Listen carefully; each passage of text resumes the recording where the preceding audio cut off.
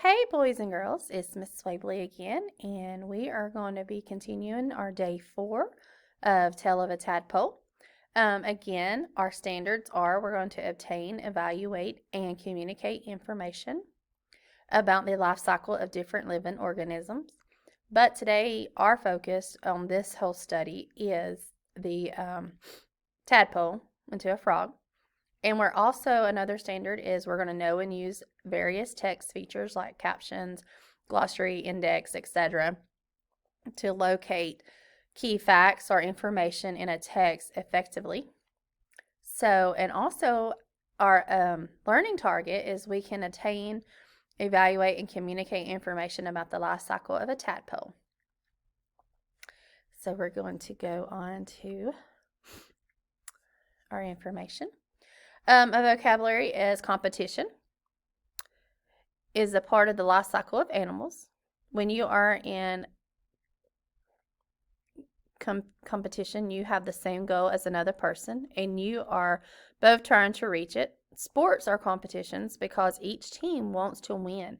Animals are always in competition for food because that's how we survive, is with food.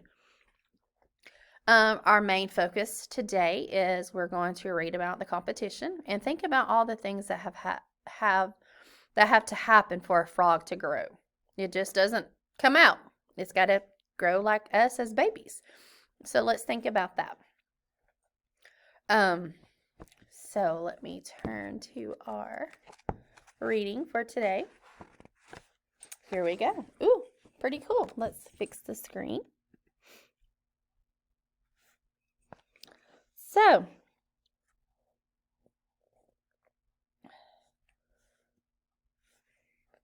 half tadpole, half frog, he rests in the sunshine.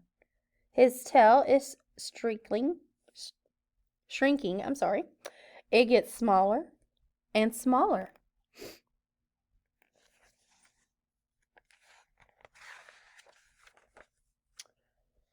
The new little frog sits on a lily pad. His legs are strong now.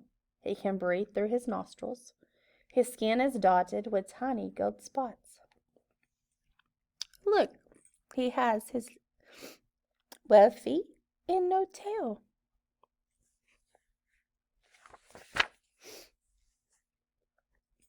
Frogs must keep their skin slimy. He hops back in the pond and swims for a while.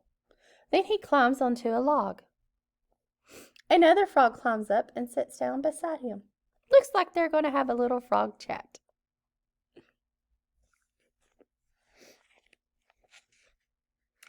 So there's a lot of information that we've been reading.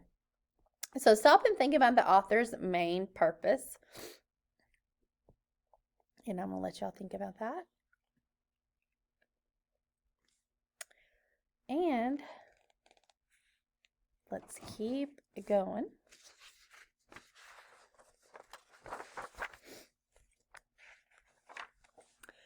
Build a frog home. You will need a troll, clay pot, soil, damp leaves, watering can, gravel, saucer. Use a trowel to dig a hole in a damp place. Half fill a clay pot with soil and damp leaves. Put it on its side in the hole. So that's step 1. Step 2. Use a watering can to wet the area. This will hold the pot in place. Pretty interesting. Step 3. Put gravel and water in a saucer. Place it next to the pot so the frog can splash around. I'm sorry, I still have my cough.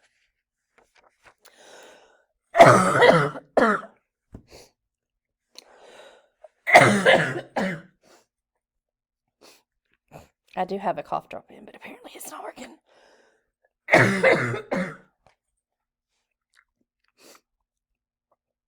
Now full grown, he dives through the water. He's not afraid of the stickleback. He's swum past the beetle. So he has grown up a whole bunch from when he was a little tadpole.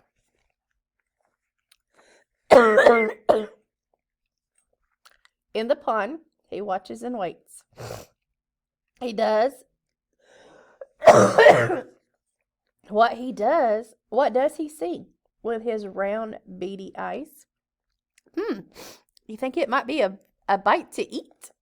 Hint, hint. A fly lands above him. He creeps closer and closer. What do you think that tongue's going to do? You're right. He's going to stick it out to get it. But a big frog jumps up. It snatches the leaf, the fly, with its tongue, long, sticky tongue. The frog misses his meal. Next time, he'll be faster. Oh, my goodness. Did you see that? That other frog got his food before him because he didn't get it quick enough. So he has to wait on another meal. Hop like a frog. Frogs have long back legs that help them to hop high and far. Can you hop like a frog? I bet you can. Go ahead and get up and hop like a frog. Go ribbit, ribbit, ribbit.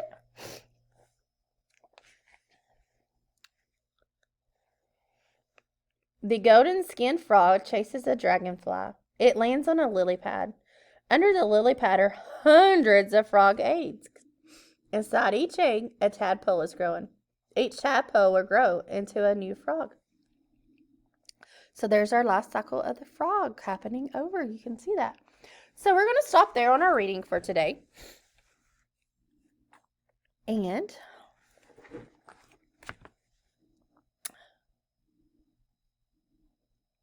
remember I said, think about what the author's main purpose is? Well, the next text says that the frog has to jump into the water to keep its skin slimy. Then it says another frog comes. Since this is a book about the life cycle of a frog, I think that jumping and sitting with other frogs isn't really important. What's important is that the frog lives in the same pond, but this time it is outside breathing air. That's the author's main purpose. So your partner work or your work at home with your parent or sibling or whoever's around you, you're going to re-listen to this video so you can answer these questions. Remember, you're going to write them down on a piece of paper. They can take a picture and upload it to your Google Classroom, and I can see it. So, again, I apologize.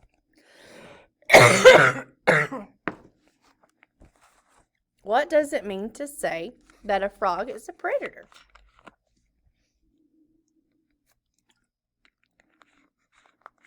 What prey does the frog search for? How do you think the frog's eyes will help him hunt? Frogs are competing with other frogs for food. They are in competition. What other animals might they be competing with? You will jot your answers on those, remember. And then your organizer, your life cycle, remember to fill it in and write everything, because the more we do this, the better practice we have. And it'll help you on tomorrow's Kahoot on the life cycle of a frog. Remember, events are in sequence of how they start. Remember, first, next, last. First, we read about the beginning life cycle of the frog, when the frog was laying eggs. Then we read about life as a tadpole. Then we read about the tadpole development. Then we read about the life of a young frog. So remember, here is your life cycle that you need to attempt to draw. And this is your, excuse me, I had a little small group option. You know how to get into Pebble Go. You're going to research 5 facts on Pebble Go about the frog. Write it down. Like I said, get them to take a picture and send it to me. And then you also are going to develop a list of animals that are in direct competition in the pond, remember. So I'm going to play this little video for us so we can listen. There's a fierce competition going on at the Calaveras County Fairground. Yeah, I want to win. And all eyes are on the contenders. 7 times 2 world records. It could be anyone's game. 3, 2, 1, drop it. Come on, behind it. Welcome to the Calaveras County Jumping Frog Jubilee, a 90-year tradition inspired by author Mark Twain. The basic storyline is two miners bet on a couple of frogs on whose frog could jump the farthest.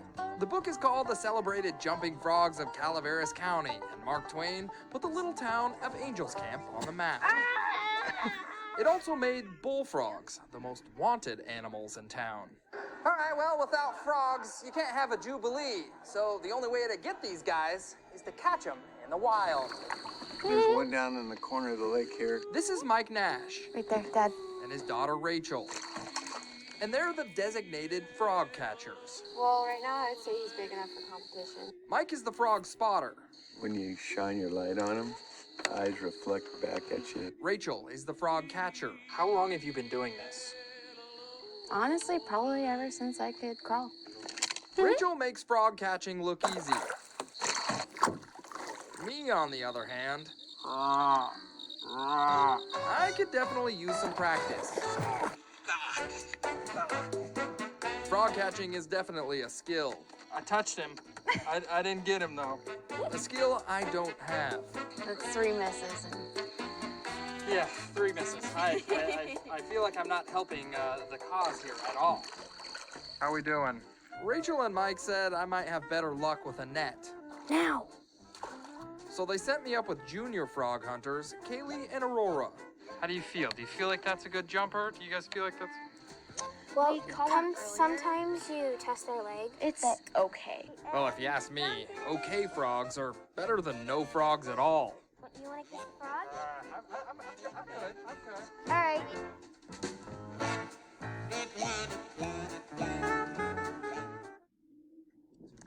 Well, if you like that crazy story, check out more videos just like it. Also, write in the comments. Well, that was very interesting for us to learn about the world famous frog jumping contest. So I just want to let you know I can't wait to see you again, and we can catch up soon. And have a great day, and I will talk to you guys tomorrow.